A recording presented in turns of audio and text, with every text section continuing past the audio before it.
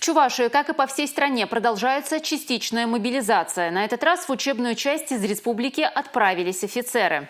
Из Чебоксар их провожали чувашскими народными песнями, под гармошку играл оркестр и звучали теплые слова напутствия.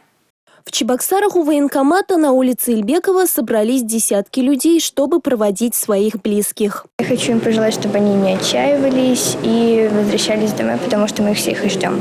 Я провожаю папу. Он был военным. Он служил в Чечне на горячих точках. Офицеры, от них много что зависит. Зависит личный состав, настроение личного состава. Если офицеры смогут поддержать свой личный состав, то будет и победа. Надо ехать, защищать Родину, поэтому с Богом.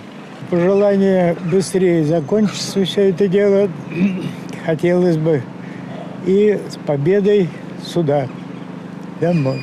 Боевой дух и настрой только на победу и среди мобилизованных офицеров. Уважаемые товарищи офицеры, исходя из своего опыта, попрошу вас беречь свой личный состав, воспитывать и любить, потому что все задачи, которые будете выполнять вместе.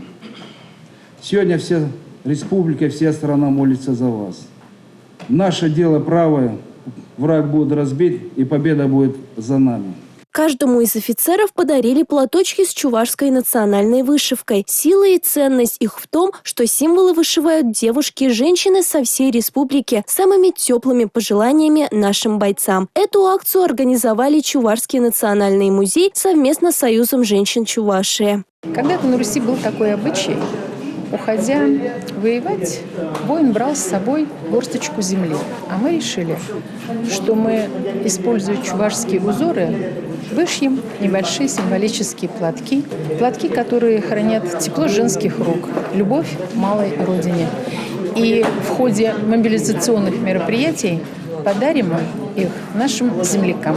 Мужчины четко понимают свои задачи, как и то, что от их настроя и действий зависит их жизни и жизни их подчиненных. А поддержку каждого из нас они будут чувствовать даже на расстоянии. Женщины Чувашии подготовили вот такие небольшие подарки для вас. Сегодня каждый из вас их получит. И со словами благодарности я хочу подарить вот платок одному из офицеров, который уходит сегодня на специальную военную операцию. Спасибо вам. Берегите себя, берегите своих солдат. Возвращайтесь домой. Напомню, что в рамках частичной мобилизации, которую 21 сентября объявил президент страны Владимир Путин, для участия в специальной военной операции в ряды вооруженных сил России призовут 300 тысяч резервистов. Милена Алексеева, Алексей Зотиков, Николай Скворцов, Республика.